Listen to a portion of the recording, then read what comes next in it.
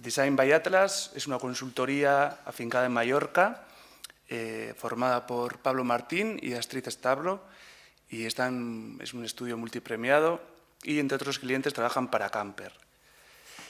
Luego, en tipografía, Alberto Carnero es un tipógrafo asentado en Sevilla y es un apasionado de las letras, ¿no?